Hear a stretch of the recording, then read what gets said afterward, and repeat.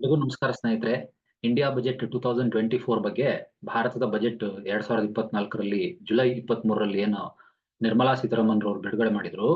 ಅದ್ರ ಬಗ್ಗೆ ಪಾರ್ಟ್ 1 ಅನ್ನ ಡಿಸ್ಕಸ್ ಮಾಡಿದ್ವಿ. ಅರ್ಧ ಭಾಗ ಕ್ವೆಷನೈರ್ಸ್ ಗಳನ್ನ ಪ್ರಶ್ನೋತ್ತರಗಳನ್ನ ಡಿಸ್ಕಸ್ ಮಾಡಿದ್ದೆ.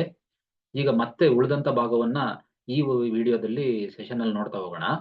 ಇನ್ನು ಅರ್ಧ ಭಾಗ ಬಾಕಿ ಇದೆ. ಬಹಳ ಇಂಪಾರ್ಟೆಂಟ್ ಆಗಿರುವಂತ ಕಾನ್ಸೆಪ್ಟ್ಸ್ ಗಳೆಲ್ಲ ಬಾಕಿ ಇದೆ. ಸೊ ಅದನ್ನ ನೋಡ್ತಾ ಹೋಗೋಣ. ಕ್ವೆಷನೈರ್ಸ್ ಮೂಲಕ ನೋಡ್ತಾ ಹೋಗೋಣ. What are the estimated first question ಅಂದ್ರೆ 34th ಕ್ವೆಶ್ಚನ್ 33 ಕ್ವೆಶ್ಚನ್ಸ್ ಓವರ್ ಆಗಿತ್ತು. ಈಗ 34th ಕ್ವೆಶ್ಚನ್ಸ್ ಸ್ಟಾರ್ಟ್ ಮಾಡೋಣ. What are the estimated net market borrowings through dated securities for the year 2024-25 2024-25ರ ಡೇಟೆಡ್ ಸೆಕ್ಯೂರಿಟಿಗಳ ಮೂಲಕ ಅಂದ್ರೆ ಭದ್ರತೆಗಳು, ಸರ್ಕಾರದ ಭದ್ರತೆಗಳ ಮೂಲಕ ಅಂದಾಜು ನಿವ್ವಳ ಮಾರುಕಟ್ಟೆ ಸಾಲಗಳನ್ನ ಎಷ್ಟು ತಗೊಂಡ್ಬರ್ತಾ ಇದ್ದಾರೆ ಸರ್ಕಾರ ಅನ್ನೋದನ್ನ 4 ಆಪ್ಷನ್ ಅಲ್ಲಿ ನೋಡಬಹುದು. 10 ಲಕ್ಷ ಕೋಟಿ, 12 ಲಕ್ಷ ಕೋಟಿ, 11 ಲಕ್ಷ ಕೋಟಿ, 14 ಲಕ್ಷ ಕೋಟಿ ಅಂತಿದೆ. 11.63 ಲಕ್ಷ ಕೋಟಿ ರೂಪಾಯಿಯನ್ನ ಏನ್ ಮಾಡ್ತಾ ಇದೆ, ಡೇಟೆಡ್ ಸೆಕ್ಯೂರಿಟೀಸ್ ಗಳ ಮೂಲಕ ಮಾರುಕಟ್ಟೆಯಲ್ಲಿ ನಿವ್ವಳ ಮಾರುಕಟ್ಟೆ ಸಾಲವನ್ನ ಸರ್ಕಾರ ತೆಗೆದುಕೊಂಡು ಬಂದು ಬಜೆಟ್ಗೆ ಅಡ್ಜಸ್ಟ್ ಮಾಡುವಂತ ವ್ಯವಸ್ಥೆಯನ್ನ ಮಾಡ್ಕೊಂಡಿದೆ ಅಂತ ಹೇಳ್ಬೋದು. ಇದು ಏನಿದೆ 2023-24ರ ಸಾಲಕ್ಕಿಂತ ಕಡಿಮೆ ಆಗಿದೆ. 2023-24ರಲ್ಲಿ ಕಡಿಮೆ ಮಾಡಿದ ಏನ್ ಸಾಲ ಇತ್ತು ಅದಕ್ಕಿಂತ ಈಗ ಈ ವರ್ಷ ಸಾಲ ಕಡಿಮೆ ಮಾಡ್ತಾ ಇದ್ದಾರೆ ಅನ್ನೋದನ್ನ ಗಮನಿಸಬಹುದು. ಒಟ್ಟು ಮಾರುಕಟ್ಟೆ ಸಾಲವನ್ನ ಅಂದ್ರೆ ಟೋಟಲ್ ಇದು ನಿವ್ವಳ ಮಾರುಕಟ್ಟೆ ಸಾಲಗಳು 11.63 ಲಕ್ಷ ಕೋಟಿ. ಹಾಗಾದ್ರೆ ಒಟ್ಟು ಮಾರುಕಟ್ಟೆ ಸಾಲ ಏನಿದೆಯಲ್ಲ ಅದನ್ನ 14.01 lakh crore rupees ಅಂತೇಳಿ ಎಸ್ಟಿಮೇಟೆಡ್ ಮಾಡಿರೋದನ್ನ ಗಮನಿಸಬಹುದು ನಾವು. Next, what is the governments physical deficit target for the next year ಅಂದ್ರೆ ಬರುವಂತ ವರ್ಷಕ್ಕೆ ಫಿಸಿಕಲ್ ಡೆಫಿಸಿಟ್ ಕೋಶೀಯ ಕೊರತೆ ಅಥವಾ ವಿತ್ತೀಯ ಕೊರತೆ ಇದೆಯಲ್ಲ ಅದ್ರ ಗುರಿಯನ್ನ ಎಷ್ಟಕ್ಕೆ ಹಾಕೊಂಡಿದ್ದಾರೆ ಅನ್ನೋದನ್ನ ಗಮನಿಸ್ತಾ ಹೋದ್ರೆ ಆಪ್ಷನ್ ಬಿ ಕರೆಕ್ಟ್ ಇದೆ. ಬಿಲೋ 4.5%, 4.5% ಗಿಂತ ಕಡಿಮೆ ಆಗಬೇಕು ಅನ್ನುವಂಥ ಗುರಿಯನ್ನ ಹಾಕೊಂಡಿದ್ದಾರೆ, ಟಾರ್ಗೆಟ್ ಇಟ್ಕೊಂಡಿದ್ದಾರೆ. ಸಾಧ್ಯ ಆಗದೇನೂ ಇರಬಹುದು. ಸೊ ಅದನ್ನ ಗಮನಿಸುವಂತದನ್ನ ನಾವು ನೋಡ್ಬೋದು ಈ ವರ್ಷದ ಬಜೆಟ್ ನಲ್ಲಿ. ಈ 4.5% ಗಿಂತ ಕಡಿಮೆ ಮುಂದಿನ ವರ್ಷಕ್ಕೆ ವಿತ್ತೀಯ ಕೊರತೆಯನ್ನ ಕಡಿಮೆ ಮಾಡಬೇಕು ಅನ್ನುವಂತಹ ಗುರಿಯನ್ನ ಸರ್ಕಾರ ಹೊಂದಿರುತ್ತೆ. ಈ ಗುರಿ 2021ರಲ್ಲಿ ಘೋಷಿಸಲಾದಂತಹ ಹಣಕಾಸಿನ ಬಲವರ್ಧನೆಯ ಹಾದಿಯ ಭಾಗ ಅಂತ ಗಮನಿಸಬಹುದು. ಇದನ್ನ it is a main goal. This goal is part of the fiscal consolidation path announced in 2021 ಅಂತೇಳಿ ಗಮನಿಸ್ತಾ ಹೋಗೋದನ್ನ ನಾವು ನೋಡ್ಬೋದು. ಇದು ಆರ್ಥಿಕತೆಗೆ ಬಹಳ ಪ್ರಯೋಜನಕಾರಿ ಆದಂತಹ ಸೈನ್ ಅಂತೇಳಿ ಗಮನಿಸಬಹುದು ನಾವು. 2026-27ರಿಂದ ಕೇಂದ್ರ ಸರ್ಕಾರದ ಸಾಲ ಇಳಿಮುಖವಾಗುವಂತ ಮಟ್ಟದಲ್ಲಿ ವಿತ್ತೀಯ ಕೊರತೆಯನ್ನ ಕಾಪಾಡ್ಕೊಳ್ಳೋದಕ್ಕೆ ಸರ್ಕಾರ ಎಫರ್ಟ್ ಹಾಕುತ್ತೆ ಅನ್ನೋದನ್ನ ಈ ಒಂದು ಬಜೆಟ್ ನಲ್ಲಿ ಅನೌನ್ಸ್ ಮಾಡಿರೋದನ್ನ ಗಮನಿಸಬಹುದು ನಾವು. ನೆಕ್ಸ್ಟ್ ಬಂದಾಗ, what are the proposed new customs duty rates on gold, silver and platinum. Gold, silver ಮತ್ತು ಪ್ಲಾಟಿನಂ ಮೇಲೆ ಹೊಸದಾಗಿ ಕಸ್ಟಮ್ಸ್ ಡ್ಯೂಟಿ ಏನ್ ಹಾಕಿದಾರಲ್ಲ, ಕಸ್ಟಮ್ಸ್ ಸುಂಕ ದರಗಳನ್ನ ಹಾಕಿದಾರಲ್ಲ, ಅದು ಯಾವ ಪ್ರಮಾಣದಲ್ಲಿ ಹಾಕಲಾಗಿದೆ, ಎಷ್ಟು ಪರ್ಸೆಂಟ್ ಹಾಕಿದ್ದಾರೆ ಈ ವರ್ಷಕ್ಕೆ ಬಂದಾಗ ಅಂತ ನೋಡಿದ್ರೆ ಇದರಲ್ಲಿ ಆಪ್ಷನ್ ಸಿ ಕರೆಕ್ಟ್ ಇದೆ. ಚಿನ್ನದ ಮೇಲೆ 6% ಆಗ್ತಾ ಇದ್ದಾರೆ, ಬೆಳ್ಳಿ ಮೇಲೆ 6% ಆಗ್ತಿದ್ದಾರೆ, ಮತ್ತೆ ಪ್ಲಾಟಿನಂ ಮೇಲೆ ಮಾತ್ರ 6.4% ಇದೆ. ಚಿನ್ನ ಮತ್ತು ಬೆಳ್ಳಿ ಮೇಲೆ 6% ಒಂದೇ ಇದೆ, ಪ್ಲಾಟಿನಂ ಮೇಲೆ ಮಾತ್ರ 6.4% ಇದೆ ಅನ್ನೋದನ್ನ ಗಮನಿಸ್ತಾ ಹೋಗ್ಬೋದು. ಇದು ಕಡಿಮೆ ಆಗಿದೆ, ಕಳೆದ ವರ್ಷಕ್ಕಿಂತ 14-15% ಗಿಂತ ಇದು ಕಡಿಮೆ ಆಗಿದೆ. ಓಕೆ, ಇದನ್ನ ನಾವು ಗಮನಾರ್ಹವಾಗಿ ಗಮನಿಸಬಹುದು ಅನ್ನೋದನ್ನ ಈ ಬಜೆಟ್ ನಲ್ಲಿ ನೋಡಬಹುದು. ಚಿನ್ನದ ಮೇಲೆ 6%, ಬೆಳ್ಳಿ ಮೇಲೆ 6%, ಪ್ಲಾಟಿನಂ ಮೇಲೆ 6.4%. ಚಿನ್ನ ಮತ್ತು ಬೆಲೆ ಬಾಳುವ ಲೋಹದ ಆಭರಣಗಳಲ್ಲಿ ದೇಶೀಯ ಮೌಲ್ಯವರ್ಧನೆಯನ್ನ ಹೆಚ್ಚಿಸೋದಿಕ್ಕೆ ಚಿನ್ನ ಮತ್ತು ಬೆಳ್ಳಿ ಮೇಲೆ 6%, ಪ್ಲಾಟಿನಂ ಮೇಲೆ 6.4%ಗೆ ಇದನ್ನ ನಿರ್ಧಾರ ಮಾಡಿದ್ದಾರೆ. ಈ ಕ್ರಮ ಏನಿದೆ ದೇಶದ ಆಭರಣ ಉದ್ಯಮವನ್ನ ಬೆಂಬಲಿಸುವಂತ ಉದ್ದೇಶವನ್ನ ಹೊಂದಿದೆ ಅಂತೇಳಿ ಗಮನಿಸಬಹುದು. ನೆಕ್ಸ್ಟ್, ವಿದೇಶಿ ಬಂಡವಾಳವನ್ನ ಆಕರ್ಷಿಸೋದಿಕ್ಕೆ ವಿದೇಶಿ ಕಂಪನಿಗಳಿಗೆ ಪ್ರಸ್ತಾವಿತ ಹೊಸ ಕಾರ್ಪೊರೇಟ್ ತೆರಿಗೆ ದರ ಏನು ಅಂದ್ರೆ ನ್ಯೂ ಕಾರ್ಪೊರೇಟ್ ಟ್ಯಾಕ್ಸ್ ರೇಟ್ ಏನಿದೆ ಫಾರಿನ್ ಕಂಪನೀಸ್ಗಳಿಗೂ ಕೂಡ ಚೇಂಜ್ ಮಾಡಿದ್ದಾರೆ ಟು ಅಟ್ರಾಕ್ಟ್ ಫಾರಿನ್ ಕ್ಯಾಪಿಟಲ್ ಅಂತೇಳಿ. ಅದನ್ನ ಗಮನಿಸಬಹುದು. 35% ಮಾಡಿದ್ದಾರೆ. ಮುಂಚೆ ಇದು 40% ಇತ್ತು, ಇದನ್ನ 35% ಮಾಡಿದ್ದಾರೆ ಅನ್ನೋದನ್ನ ಗಮನಿಸಬಹುದು. ಅಭಿವೃದ್ಧಿ ಅಗತ್ಯಗಳಿಗಾಗಿ ವಿದೇಶಿ ಬಂಡವಾಳವನ್ನ ಆಕರ್ಷಣೆ ಮಾಡೋದಕ್ಕೋಸ್ಕರ ವಿದೇಶಿ ಕಂಪನಿಗಳ ಮೇಲೆ ತೆರಿಗೆ ಏನಾಗ್ತಾರಲ್ಲ, ಕಾರ್ಪೊರೇಟ್ ಟ್ಯಾಕ್ಸ್ ಆಗ್ತಾರಲ್ಲ, ಅದು 40% ಇತ್ತು ಮುಂಚೆ ಪ್ರೀವಿಯಸ್ಲಿ. ಇದನ್ನ 35%ಗೆ ಇಳಿಸೋದಕ್ಕೆ ಕೇಂದ್ರ ಸರ್ಕಾರ ನಿರ್ಧಾರ ಮಾಡಿದೆ ಅನ್ನೋದನ್ನ ಈ ಬಜೆಟ್ ನಲ್ಲಿ ಗಮನಿಸಬಹುದು. ನೆಕ್ಸ್ಟ್, ಹೊಸ ತೆರಿಗೆ ಪದ್ಧತಿಯಲ್ಲಿ 15 ಲಕ್ಷ ರೂಪಾಯಿಗಿಂತ ಹೆಚ್ಚಿನ ಆದಾಯಕ್ಕೆ ಪರಿಷ್ಕೃತ ತೆರಿಗೆ ದರ ಎಷ್ಟು? What is the revised tax rate for income above 15 lakh rupees in the new tax regime ಅಂತೇಳಿ ಹೇಳ್ತಾ ಇದ್ದಾರೆ. 15 ಲಕ್ಷಕ್ಕಿಂತ ಹೆಚ್ಚು ಆದಾಯ ಬಂದಿದೆ ಅಂತಂದ್ರೆ ಅವ್ರಿಗೆ ಎಷ್ಟು ಟ್ಯಾಕ್ಸ್ ಬೀಳುತ್ತೆ ಅಂತಂದ್ರೆ 30% ಟ್ಯಾಕ್ಸ್ ಅನ್ನ ಗಮನಿಸಬಹುದು. ಈ ಟ್ಯಾಕ್ಸ್ ಸ್ಲ್ಯಾಬ್ ಏನಿದೆ ಇದನ್ನ ಈ ವರ್ಷ ಸ್ವಲ್ಪ ಬದಲಾವಣೆ ಮಾಡದಂಗೆ ಕಾಣಿಸ್ತಾರೆ. ಹೊಸ ತೆರಿಗೆ ಪದ್ಧತಿಯ ಪರಿಷ್ಕೃತ ತೆರಿಗೆ ದರ ರಚನೆಯಲ್ಲಿ 15 ಲಕ್ಷ ರೂಪಾಯಿಗಿಂತ ಹೆಚ್ಚಿನ ಆದಾಯ ದರ 30% ತೆರಿಗೆ ಆಗಿರುತ್ತೆ. ಇತರೆ ಆದಾಯ ಬ್ರಾಕೆಟ್‌ಗಳಿಗೆ ಆ ಒಂದು ಬ್ರಾಕೆಟ್‌ಗಳಿಗೆ ತೆರಿಗೆ ದರಗಳು ಯಾವ ರೀತಿ ಇರುತ್ತೆ ಅಂತಂದ್ರೆ 0 ಟು 3 ಲ್ಯಾಕ್ ರೂಪೀಸ್ 3 ಲಕ್ಷ ರೂಪಾಯಿ ತನಕ ಯಾವುದೇ ತೆರಿಗೆ ಇರಲ್ಲ, ಶೂನ್ಯ ತೆರಿಗೆ. 3 ರಿಂದ 7 ಲಕ್ಷ ರೂಪಾಯಿ ಏನು ಅರ್ನ್ ಆಗುತ್ತೆ, ಆದಾಯ ಐಟಿ ರಿಟರ್ನ್ಸ್ ಆಗುತ್ತೆ, ಅದ್ರ ಮೇಲೆ 5% ಹಾಕ್ತಾರೆ.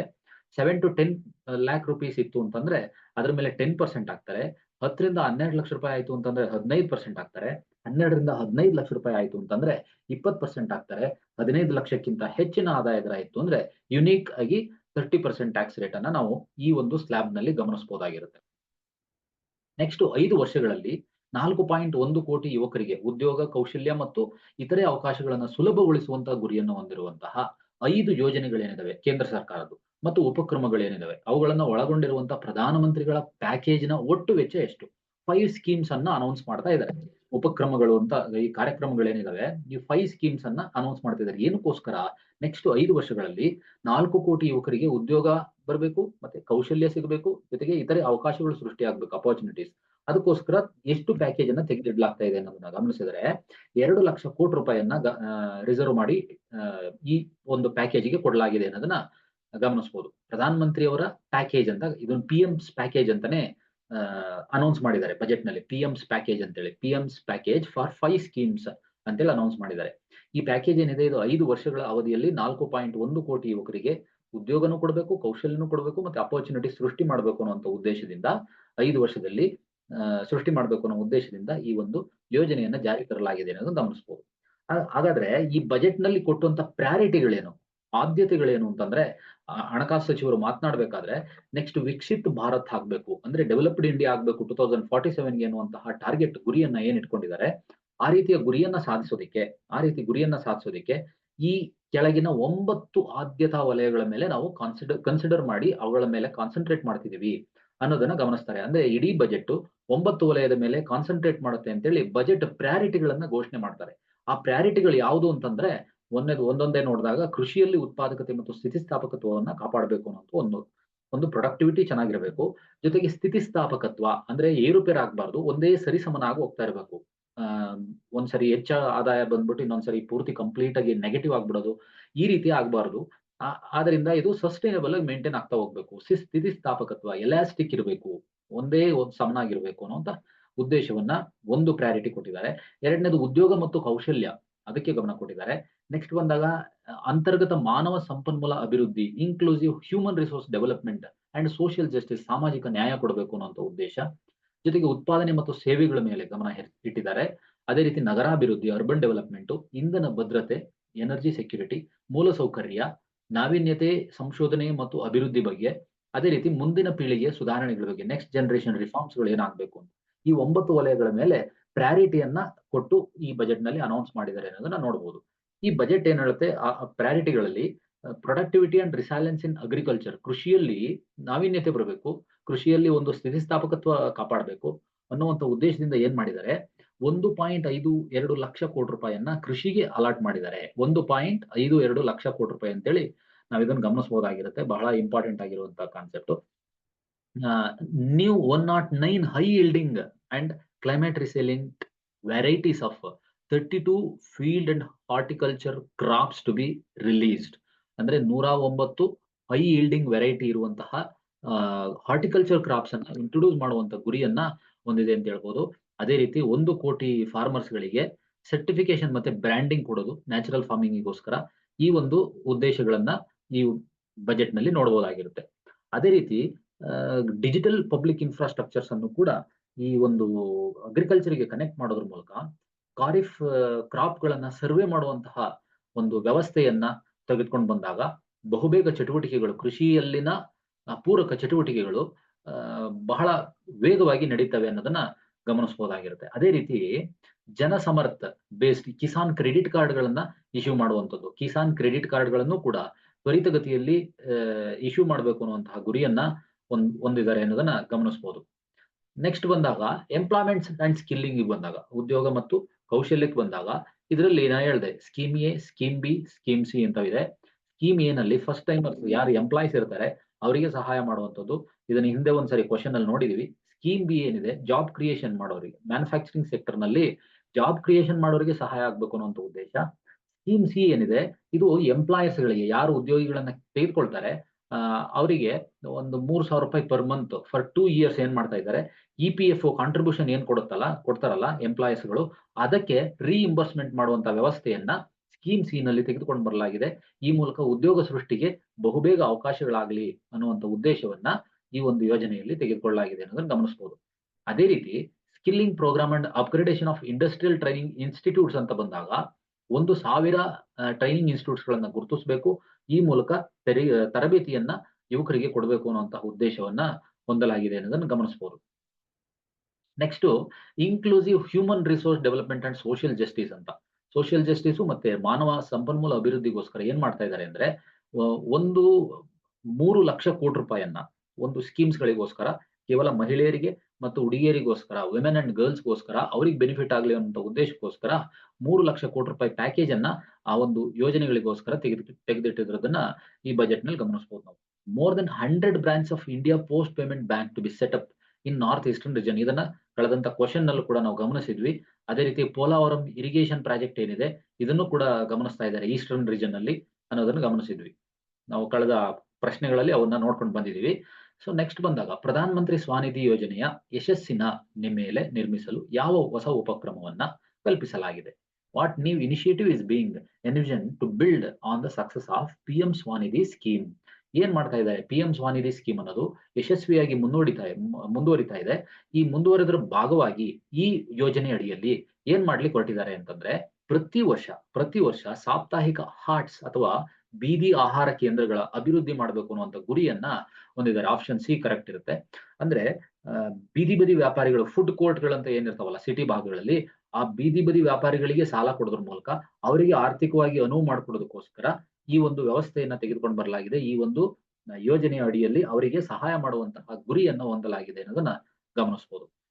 ಈ ಯೋಜನೆ ಏನಿದೆ, ಇದನ್ನ ನಿರ್ಮಾಣ ಮಾಡೋದಕ್ಕೆ, ಈ ಒಂದು ವ್ಯವಸ್ಥೆಯನ್ನ ನಿರ್ಮಾಣ ಮಾಡೋದಕ್ಕೆ ಮುಂದಿನ 5 ವರ್ಷಗಳಲ್ಲಿ ಪ್ರತಿ ವರ್ಷ ಏನ್ ಮಾಡ್ತಾರೆ, ಆಯ್ದ ನಗರಗಳಲ್ಲಿ 100 ಸಾಪ್ತಾಹಿಕ ಹಾಟ್ಸ್ ಗಳು ಅಂತ ಕರೀತಾರೆ, ವೀಕ್ಲಿ ಹಾಟ್ಸ್ ಅಂತ ಕರೀತಾರೆ, ಅಥವಾ ಬೀದಿ ಆಹಾರ ಕೇಂದ್ರಗಳ ಅಭಿವೃದ್ಧಿಯನ್ನು ಬೆಂಬಲಿಸೋದಕ್ಕೋಸ್ಕರ ಈ ಒಂದು ಕಾರ್ಯಕ್ರಮವನ್ನು ರೂಪಿಸಲಾಗಿದೆ ಅನ್ನೋದನ್ನ ಗಮನಿಸಬಹುದು.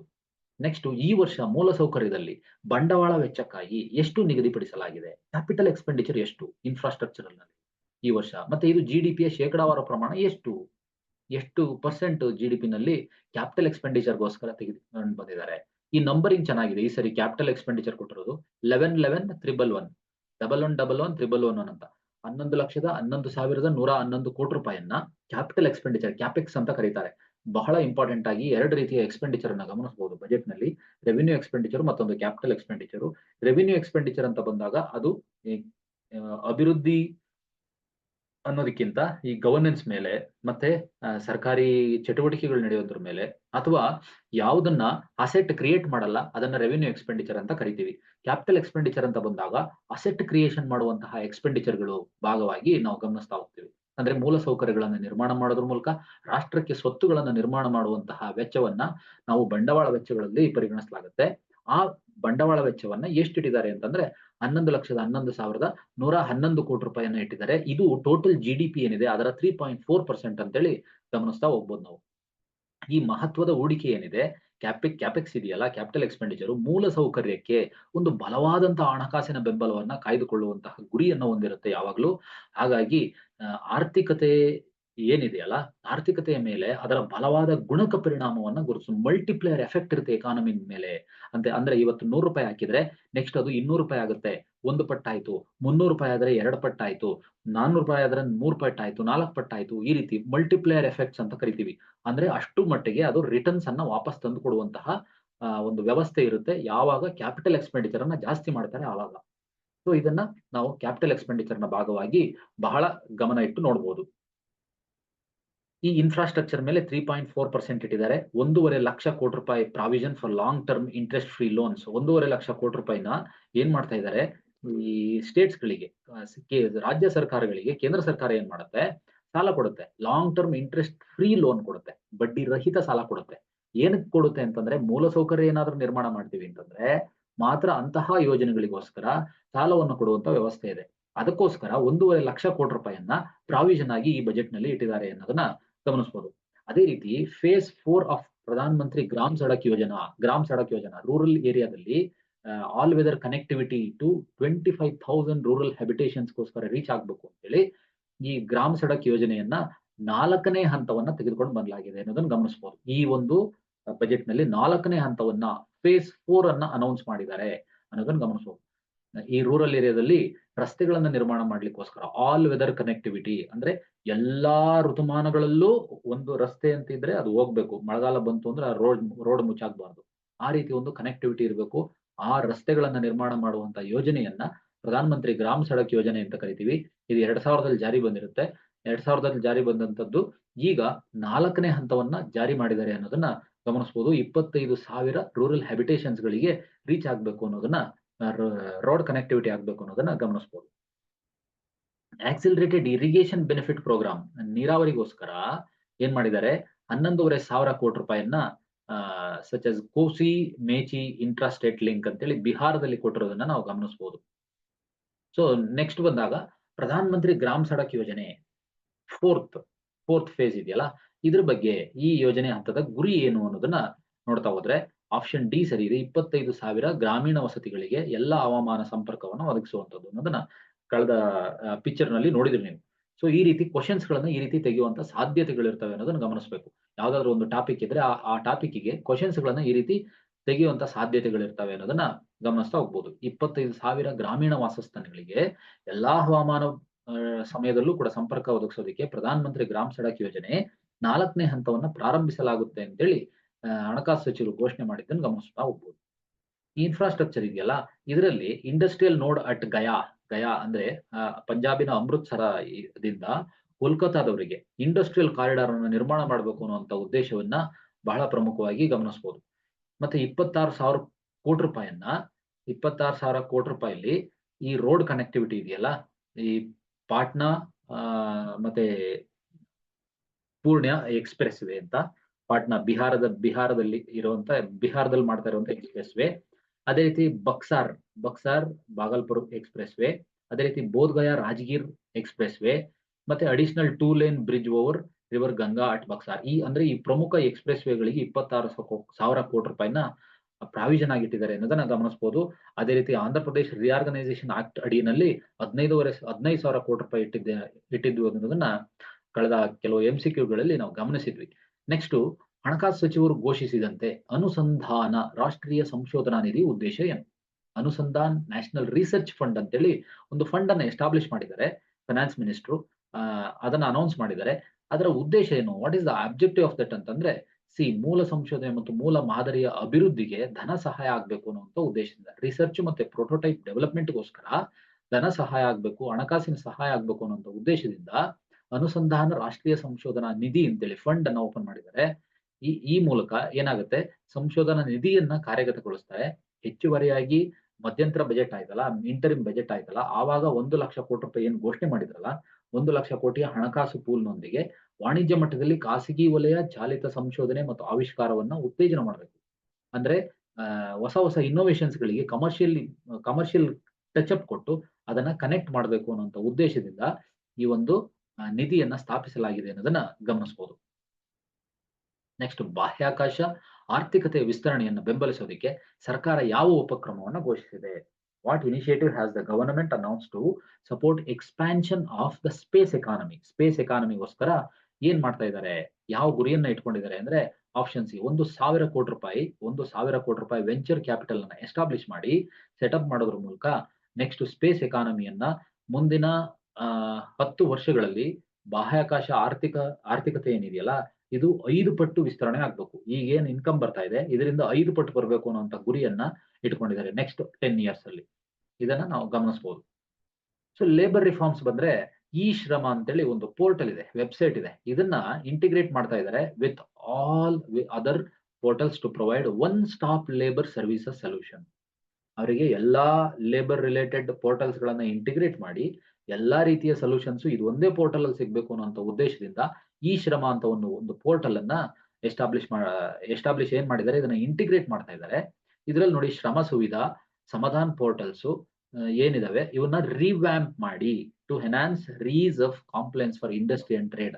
ಅಂದ್ರೆ ಕೈಗಾರಿಕೆ ಮತ್ತು ವ್ಯಾಪಾರಕ್ಕೆ ಅನುಕೂಲ ಆಗುವಂತ ಉದ್ದೇಶದಿಂದ ಈ ಎರಡೂ ಪೋರ್ಟಲ್ಸ್ ಗಳಿದಾವೆ, ಇದನ್ನ ರಿವ್ಯಾಂಪ್ ಮಾಡಿ ಈ ಶ್ರಮ ಪೋರ್ಟಲ್ ನಲ್ಲಿ ಇದನ್ನ ಇಂಟಿಗ್ರೇಟ್ ಮಾಡ್ತಾ ಇದ್ದಾರೆ ಅನ್ನೋದನ್ನ ಗಮನಿಸಬಹುದು. ಅದನ್ನ ನಾವು ಲೇಬರ್ ರಿಫಾರ್ಮ್ಸ್ ಅಡಿನಲ್ಲಿ ಗಮನಿಸ್ತಾ ಹೋಗ್ಬೋದು. ನೆಕ್ಸ್ಟ್ 2024-25ರ ಜಿಡಿಪಿಯ ಶೇಕಡಾವಾರು ವಿತ್ತೀಯ ಕೊರತೆ ಅಂದಾಜು ಎಷ್ಟು? ವಿತ್ತೀಯ ಕೊರತೆ ಎಷ್ಟು ಅಂದಾಜು ಇಟ್ಕೊಂಡಿದ್ದಾರೆ? ಫಿಸಿಕಲ್ ಡೆಫಿಸಿಟ್ ನೆಕ್ಸ್ಟ್ ಇಯರ್ಗೆ ಎಸ್ಟಿಮೇಟೆಡ್ ಎಷ್ಟು ಮಾಡಿದ್ದಾರೆ ಅಂತಂದ್ರೆ 4.9%. ಹಂಗಾದ್ರೆ ಇಂದಿನ ಒಂದು ಸ್ಲೈಡ್ ನಲ್ಲಿ, ಇಂದಿನ ಒಂದು ಕ್ವಶನ್ ನಲ್ಲಿ ಎಷ್ಟು ಗುರಿ ಇಟ್ಕೊಂಡಿದ್ದಾರೆ ಅಂತಂದ್ರೆ 4.5% ಇಟ್ಕೊಂಡಿದ್ದಾರೆ. ಎಷ್ಟು ಎಸ್ಟಿಮೇಟೆಡ್ ಮಾಡಿದ್ದಾರೆ ಅಂತಂದ್ರೆ 4.9% ಎಸ್ಟಿಮೇಟ್ ಮಾಡಿದ್ದಾರೆ. ಗುರಿ ಇಟ್ಕೊಂಡಿರೋದೇನು 4.5% ಗಿಂತ ತಗ್ಗಿಸ್ಬೇಕು ಅಂತ, ಆದ್ರೆ ಎಷ್ಟು ಆಗತ್ತೆ ಅಂತ ಹೇಳ್ತಾ ಇದ್ದಾರೆ 4.9% ಆಗುವಂತ ಸಾಧ್ಯತೆ ಇದೆ ಅಂತೇಳಿ ಎಸ್ಟಿಮೇಟೆಡ್ ಮಾಡಿ ಇದನ್ನ ಇಟ್ಟಿದ್ದಾರೆ. ನೆಕ್ಸ್ಟ್ ಅಪ್ಕಮಿಂಗ್ 2024-25 ಫೈನಾನ್ಷಿಯಲ್ ಇಯರ್ಗೆ ಅನ್ನೋದನ್ನ ಗಮನಿಸಬಹುದು. 2021ರಲ್ಲಿ ಘೋಷಣೆ ಮಾಡಿದಂತ ಹಣಕಾಸಿನ ಬಲವರ್ಧನೆ ಮಾರ್ಗ ಏನಿದೆಯಲ್ಲ, ಇದು ಬಹಳ ಅನುಕೂಲ ಆಗಿದೆ. ಮತ್ತೆ ಮುಂದಿನ ವರ್ಷ ಕೊರತೆಯನ್ನ 4.5% ಗಿಂತ ಕಡಿಮೆ ಮಾಡಬೇಕು ಅನ್ನುವಂತ ಗುರಿ ಇದೆ. ಇದನ್ನ ಸರ್ಕಾರ ಹೈಲೈಟ್ ಮಾಡಿ ಬಜೆಟ್ ನಲ್ಲಿ ಹೇಳಿರೋದನ್ನು ಗಮನಿಸಬಹುದು.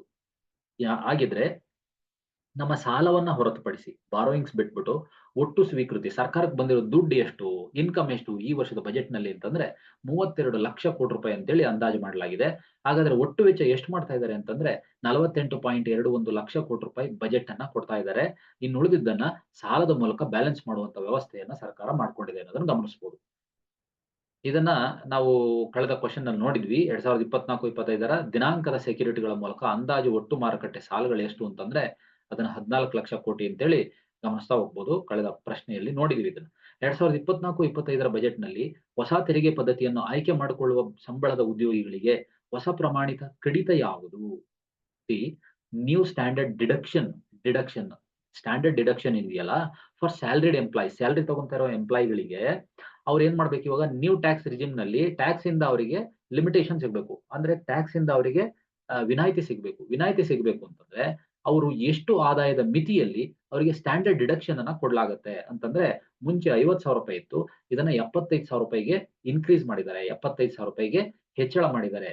ಈ ಮೂಲಕ ಮುಂಚೆ 50,000 ರೂಪಾಯಿ ಮೇಲಿತ್ತು ಅಂತಂದ್ರೆ ಅವರು ಟ್ಯಾಕ್ಸ್ ಡಿಡಕ್ಷನ್ಗೆ ಅರ್ಹರಾಗಿರ್ತಿದ್ರು. ಅಂದ್ರೆ ಅರ್ಹರಾಗಿರ್ತಿರ್ಲಿಲ್ಲ. ಈಗ 75,000 ರೂಪಾಯಿ ತನಕನೂ ಲಿಮಿಟೇಷನ್ ಕೊಟ್ಟಿದ್ದಾರೆ. ಅದಾದ ನಂತರ ನೀವು ಟ್ಯಾಕ್ಸ್ ಡಿಡಕ್ಷನ್ಗೆ ಅನುಕೂಲ ಮಾಡ್ಕೊಳ್ಳೋದಕ್ಕೆ ವ್ಯವಸ್ಥೆ ಮಾಡ್ಕೊಡ್ಲಾಗಿದೆ ಈ ವರ್ಷದ ಬಜೆಟ್ ನಲ್ಲಿ. ಅದೇ ರೀತಿ additionally the deduction on family pension for pensioners has been enhanced from 15,000 rupees ಇತ್ತು ಫ್ಯಾಮಿಲಿ ಪೆನ್ಷನ್ ಕಟ್ಟೋರಿಗೆ. ಈಗ 25,000 ಲಿಮಿಟೇಷನ್ಗೆ ಅದನ್ನ ಟ್ಯಾಕ್ಸ್ ರಿಲೀಫ್ ಮಾಡಿ ಇನ್ಕ್ರೀಸ್ ಮಾಡಿದ್ದಾರೆ ಅನ್ನೋದನ್ನ ಗಮನಿಸಬಹುದು. ಇದನ್ನ ಟ್ಯಾಕ್ಸ್ ಸ್ಲ್ಯಾಬ್ಗಳನ್ನ ನಾವು ಗಮನಿಸಿದ್ವಿ ಕಳೆದ ಒಂದು ಪ್ರಶ್ನೆನಲ್ಲಿ. ಇದು ನೋಡಿ ರೆಸಿಪ್ಟ್ಸ್ ಮತ್ತೆ ಎಕ್ಸ್ಪೆಂಡಿಚರ್, ಸರ್ಕಾರದ ರೆಸಿಪ್ಟ್ಸ್ ಮತ್ತೆ ಎಕ್ಸ್ಪೆಂಡಿಚರ್ ಬಂದಾಗ ರೆವಿನ್ಯೂ ರೆಸಿಪ್ಟ್ಸ್ ಮತ್ತೆ ಕ್ಯಾಪಿಟಲ್ ರೆಸಿಪ್ಟ್ಸ್ ಬರುತ್ತೆ. ಅದೇ ರೀತಿ ರೆವಿನ್ಯೂ ಎಕ್ಸ್ಪೆಂಡಿಚರ್ ಮತ್ತೆ ಕ್ಯಾಪಿಟಲ್ ಎಕ್ಸ್ಪೆಂಡಿಚರ್ ಬರುತ್ತೆ. ಈ ಎರಡು ರೀತಿಯ ವಿಭಾಗಗಳನ್ನ ನಾವು ಬಜೆಟ್ ನಲ್ಲಿ ನೋಡಬಹುದಾಗಿರುತ್ತೆ. ಹಾಗಿದ್ರೆ ರೆವಿನ್ಯೂ ಎಕ್ಸ್ಪೆಂಡಿಚರ್ ಏನಿದೆಯಲ್ಲ, ಇದು ಪ್ರತಿ ವರ್ಷಕ್ಕೆ ಬಂದಾಗ ಏರಿಕೆ ಆಗ್ತಾನೆ ಬರ್ತಾ ಇದೆ. ಕ್ಯಾಪಿಟಲ್ ಎಕ್ಸ್ಪೆಂಡಿಚರ್ ಕ್ಯಾಪಿಟಲ್ ರೆಸಿಪ್ಟ್ಸ್ ಏನಿದೆ ಇದು ಮಾತ್ರ ಇಳಿಮುಖ ಆಗಿರೋದನ್ನ ಗಮನಿಸಬಹುದು. ಸ್ವಲ್ಪ ತುಸು ಇಳಿಮುಖ ಆಗಿರೋದನ್ನ ಗಮನಿಸಬಹುದು. ಕಳೆದ 4 ವರ್ಷದ ಡೇಟಾ ನೋಡಿದಾಗ 2022-23, 23-24, ಅದೇ ರೀತಿ 23-24 ರಿವೈಸ್ಡ್ ಎಸ್ಟಿಮೇಟ್ ಜೊತೆಗೆ 24-25ರ ಬಜೆಟ್ ಏನಿದೆ ಇದರಲ್ಲಿ ಸ್ವಲ್ಪ ಕ್ಯಾಪಿಟಲ್ ಎಕ್ಸ್ಪೆಂಡಿಚರ್ ಇಳಿಮುಖ ಆಗಿರೋದನ್ನ ಗಮನಿಸಬಹುದು. ಅದ್ ಬಿಟ್ರೆ ರೆವಿನ್ಯೂ ಎಕ್ಸ್ಪೆಂಡಿಚರ್ ರೈಸ್ ಆಗಿದೆ, ಕ್ಯಾಪಿಟಲ್ ಎಕ್ಸ್ಪೆಂಡಿಚರ್ ಕೂಡ ಹೆಚ್ಚಳ ಆಗಿರೋದನ್ನ ನಾವು ಗಮನಿಸಬಹುದು. ಇಲ್ಲಿ ಇಳಿಮುಖ ಆಗಿರೋದು ಕಾಣಿಸ್ತಾ ಇರೋದು ಮಾತ್ರ ಕ್ಯಾಪಿಟಲ್ ಎಕ್ಸ್ಪೆಂಡಿಚರ್ ಮಾತ್ರ ಇಳಿಮುಖ ಆಗಿರೋದನ್ನ ಕಾಣಿಸ್ತಾ ಇದೀವಿ. ಕ್ಯಾಪಿಟಲ್ ರೆಸಿಪ್ಟ್ಸ್ ಎಕ್ಸ್ಪೆಂಡಿಚರ್ ಅಲ್ಲ, ರಸೀತಿಗಳು ಅಂತ ಕರಿತೀವಿ, ಈ ಬಂಡವಾಳ ರಸೀತಿಗಳು ಅಂತ, ಇವು ಮಾತ್ರ ಸ್ವಲ್ಪ ಇಳಿಮುಖ ಆಗಿರೋದನ್ನ ಗಮನಿಸಬಹುದು ನಾವು. ನೆಕ್ಸ್ಟ್ 2024-25ರ ವರ್ಷಕ್ಕೆ ಅಂದಾಜು ಮಾಡಲಾದಂತ ಸಾಲಗಳನ್ನ ಹೊರತುಪಡಿಸಿ ಒಟ್ಟು ರಸೀದಿಗಳು ಯಾವುವು? ಟೋಟಲ್ ಬಾರೋಯಿಂಗ್ಸ್, ಟೋಟಲ್ ರೆಸಿಪ್ಟ್ಸ್ ಎಷ್ಟು ಅದರ್ ದಾನ್ ಬಾರೋಯಿಂಗ್ಸ್, ಎಷ್ಟು ರೆಸಿಪ್ಟ್ಸ್ ಬಂದಿದೆ ಅಂದ್ರೆ ಅದನ್ನ ಗಮನಿಸಿದ್ವಿ. 32 ಲಕ್ಷ ಕೋಟಿ ರೂಪಾಯಿ ರೆಸಿಪ್ಟ್ಸ್ ಬಂದಿದೆ ಅನ್ನೋದನ್ನ ನಾವು ಗಮನಿಸಿದ್ವಿ. ಓಕೆ, ಮುಂದೆ ಹೋಗೋಣ. 2024-25ರ ವರ್ಷಕ್ಕೆ ಅಂದಾಜು ಮಾಡಲಾದ ಒಟ್ಟು ವೆಚ್ಚ ಎಷ್ಟು? ಇದನ್ನ ಕಳೆದ ಸ್ಲೈಡ್ಗಳಲ್ಲಿ ಗಮನಿಸಿದ್ವಿ. ಪ್ರಶ್ನೆಯನ್ನ ಈ ರೀತಿ ಕೇಳಬಹುದು ಅನ್ನೋಂಥ ಉದ್ದೇಶದಿಂದ ತೆಗೆದುಕೊಂಡು ಬಂದಿದ್ದೀನಿ. 48.21 ಲಕ್ಷ ಕೋಟಿ ರೂಪಾಯಿ ಬಜೆಟ್ 2024-25ರ ಸಾಲಿನ ಬಜೆಟ್ ಕೊಟ್ಟಿರೋದು ಇಷ್ಟು, 48.21 ಲಕ್ಷ ಕೋಟಿ ರೂಪಾಯಿ. ಇದು ಹೂಡಿಕೆಗಳು, ಕಲ್ಯಾಣ ಯೋಜನೆಗಳು, ಆಡಳಿತಾತ್ಮಕ ವೆಚ್ಚಗಳು ಒಳಗೊಂಡಂತೆ ಹಣಕಾಸಿನ ವರ್ಷಕ್ಕೆ ಸರ್ಕಾರದ ಯೋಜಿತ ವೆಚ್ಚವನ್ನು ಪ್ರತಿಬಿಂಬಿಸುತ್ತೆ ಅನ್ನೋದನ್ನ ಗಮನಿಸಬಹುದು. ಎಲ್ಲ ಯೋಜಿತ ವೆಚ್ಚಗಳಿಗೆ ಅಂತ. ಜೊತೆಗೆ 5 ಯೋಜನೆಗಳಿದಾವಲ್ಲ, 5 ಸ್ಕೀಮ್ಸ್ ಪಿಎಮ್ಸ್ ಪ್ಯಾಕೇಜ್ ಅಂತೇಳಿ ಏನ್ ಘೋಷಣೆ ಮಾಡಿದ್ರು, ಈ ಘೋಷಣೆ ಮಾಡಿದಂತ 5 ಸ್ಕೀಮ್ಸ್ ಏನಿದೆಯಲ್ಲ, ಪ್ರಧಾನ ಮಂತ್ರಿಗಳ ಪ್ಯಾಕೇಜ್‌ನಲ್ಲಿ ಯಾವ ಉಪಕ್ರಮ ಇಪಿಎಫ್ಒನಲ್ಲಿ ನೋಂದಾಯಿಸಲಾದಂತ ಮೊದಲ ಬಾರಿಗೆ ಉದ್ಯೋಗಿಗಳಿಗೆ 3 ಕಂತುಗಳಲ್ಲಿ ₹15,000ಗೆ 1 ತಿಂಗಳ ವೇತನವನ್ನ ಒದಗಿಸುತ್ತೆ. ₹15,000ನ 1 ತಿಂಗಳ ವೇತನವನ್ನ ಈ ಸ್ಕೀಮ್ ಎನೋ, ಬಿನೋ, ಸಿನೋ ಅಥವಾ ಇಂಟರ್ನ್‌ಶಿಪ್‌ಗಾಗಿ ಹೊಸ ಯೋಜನೆನೋ ಯಾವ್ದು ಮಾಡ್ತಾರೆ ಅಂತಂದ್ರೆ, ಬಹಳ ಪ್ರಮುಖವಾಗಿ ಸ್ಕೀಮ್ ಎ. ಸ್ಕೀಮ್ ಎ ಏನಿದೆ, ಇದು ಫಸ್ಟ್ ಟೈಮರ್ಸ್‌ಗೆ ಅಂತ ಕೊಟ್ಟಿರೋದು.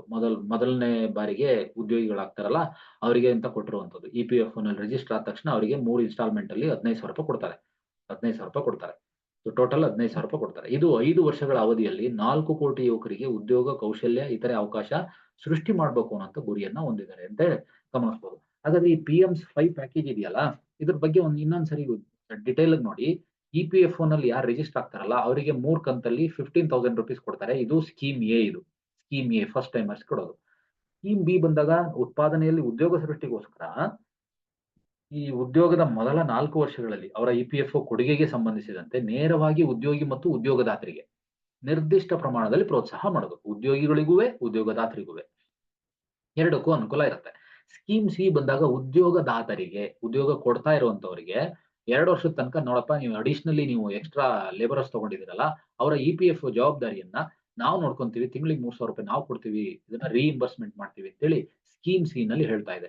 ಅದೇ ರೀತಿ ಕೌಶಲ್ಯಕ್ಕಾಗಿ ಹೊಸ ಕೇಂದ್ರ ಪ್ರಾಯೋಜಿತ ಯೋಜನೆ, new centrally sponsored scheme for skilling ಅಂತೇಳಿ fourth category of loan, fourth category of scheme ಬಂದಾಗ 20 ಲಕ್ಷ ಯೂತ್ಸ್‌ಗಳಿಗೆ ಸ್ಕಿಲ್ ಕೊಡಬೇಕು ಅನ್ನುವಂಥ ಉದ್ದೇಶದಿಂದ ನೆಕ್ಸ್ಟ್ 5 ವರ್ಷದಲ್ಲಿ 1,000 ಇಂಡಸ್ಟ್ರಿಯಲ್ ಟ್ರೈನಿಂಗ್ ಇನ್ಸ್ಟಿಟ್ಯೂಟ್ಸ್‌ಗಳನ್ನ ಅಪ್‌ಗ್ರೇಡ್ ಮಾಡಬೇಕು ಅನ್ನುವಂಥ ಉದ್ದೇಶವನ್ನ 4ನೇ ಯೋಜನೆಯಲ್ಲಿ ಗಮನಿಸಲಾಗಿದೆ. ಅದೇ ರೀತಿ 5ನೇ ಯೋಜನೆಗೆ ಬಂದಾಗ ಇಂಟರ್ನ್‌ಶಿಪ್‌ಗಾಗಿ ಹೊಸ ಯೋಜನೆ ಮಾಡ್ತಾ ಇದ್ದಾರೆ. 5 ವರ್ಷದಲ್ಲಿ 1 ಕೋಟಿ ಯುವಕರಿಗೆ 500 ದೊಡ್ಡ ದೊಡ್ಡ ಕಂಪನಿಗಳಲ್ಲಿ ಇಂಟರ್ನ್‌ಶಿಪ್ ಕೊಡಬೇಕು ಅನ್ನುವಂಥ ಉದ್ದೇಶವನ್ನ 5ನೇ ಯೋಜನೆಯಲ್ಲಿ ತಗೊಂಡು ಬಂದಿದ್ದಾರೆ. ಇದನ್ನ ನಾವು ಪಿಎಮ್ಸ್ ಪ್ಯಾಕೇಜ್ ಫಾರ್ 5 ಸ್ಕೀಮ್ಸ್ ಅಂತೇಳಿ ಕರಿತಾ ಹೋಗ್ತೀವಿ. ಈ ಬಜೆಟ್‌ನಲ್ಲಿ ಅನೌನ್ಸ್ ಮಾಡಿರುವಂಥದ್ದು. ಈ ಸರ್ಕಾರಿ ಯೋಜನೆಗಳು ಮತ್ತು ನೀತಿಗಳ ಅಡಿಯಲ್ಲಿ ಯಾವುದೇ ಪ್ರಯೋಜನಕ್ಕೆ ಅರ್ಹತೆ ಹೊಂದಿರದೇ ಇರುವಂತಹ ಯುವಕರಿಗೆ ಉನ್ನತ ಶಿಕ್ಷಣಕ್ಕಾಗಿ ಯಾವ ಆರ್ಥಿಕ ಬೆಂಬಲವನ್ನು ಒದಗಿಸಲಾಗಿದೆ? ಅಂದ್ರೆ ಹೈಯರ್ ಎಜುಕೇಶನ್‌ಗೋಸ್ಕರ ಯಾವ ಅವಕಾಶ ಕೊಡ್ತಾ ಇದ್ದಾರೆ ಅಂತಂದ್ರೆ, ದೇಶೀಯ ಸಂಸ್ಥೆಗಳೇನಿದೆ, ಉನ್ನತ ಶಿಕ್ಷಣಕ್ಕಾಗಿ ₹10 ಲಕ್ಷ ವರೆಗೆ ಸಾಲ ಕೊಡ್ತಾರೆ ಅವರಿಗೆ. 10 ಲಕ್ಷ ತನಕ ಸಾಲ ಕೊಡ್ತಾರೆ, ಕಡಿಮೆ ಬಡ್ಡಿ ದರದಲ್ಲಿ.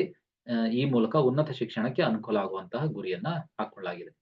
ಈ 5 ವರ್ಷಗಳ ಅವಧಿಗೆ 20 ಲಕ್ಷ ಯುವಕರಿಗೆ ಈ ಪಿಎಂ ಪ್ಯಾಕೇಜ್ ಅಡಿನಲ್ಲಿ ಕೌಶಲ್ಯಕ್ಕಾಗಿ ಹೊಸ ಕೇಂದ್ರ ಪ್ರಾಯೋಜಿತ ಯೋಜನೆಯನ್ನ ಜಾರಿ ಮಾಡಿರುವಂತದ್ದನ್ನ ನಾವು ಗಮನಿಸಬಹುದು. ಅಂದ್ರೆ 20 ಲಕ್ಷ ಯುವಕರನ್ನ ಟಾರ್ಗೆಟ್ ಮಾಡ್ತಾ ಇದ್ದಾರೆ ಅಂತೇಳಿ.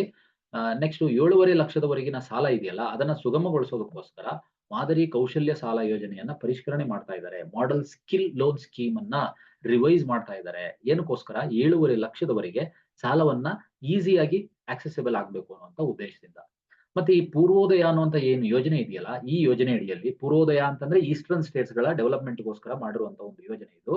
5 ರಾಜ್ಯಗಳನ್ನ ಗಮನದಲ್ಲಿಟ್ಕೊಂಡು ಅದಕ್ಕೋಸ್ಕರ ಏನ್ ಮಾಡ್ತಿದ್ದಾರೆ, ಅಮೃತಸರದಿಂದ ಕೋಲ್ಕತಾ ಇಂಡಸ್ಟ್ರಿಯಲ್ ಕಾರಿಡಾರ್ ಮಾಡ್ಬೇಕು ಅನ್ನುವಂತ ಉದ್ದೇಶವನ್ನ ಹೊಂದಿದ್ದಾರೆ. ಗಯಾದಲ್ಲಿ ಕೈಗಾರಿಕಾ ನೋಡ್ ಅನ್ನ ಎಸ್ಟಾಬ್ಲಿಷ್ ಮಾಡ್ತಾ ಇದ್ದಾರೆ, ಡೆವಲಪ್ ಮಾಡ್ತಾ ಇದ್ದಾರೆ. ಗಯಾ ಅಂತಂದ್ರೆ ಬಿಹಾರದ ಗಯಾದಲ್ಲಿ. ಮತ್ತೆ ₹21,400 ಕೋಟಿ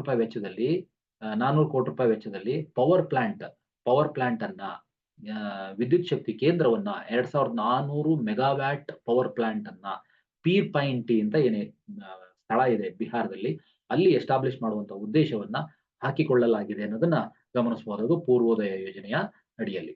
ಮತ್ತೆ ಟ್ಯಾಕ್ಸಿನ ಟ್ರೆಂಡಿಗೆ ಬಂದಾಗ ಸ್ವಲ್ಪ ಗಮನಿಸಿ.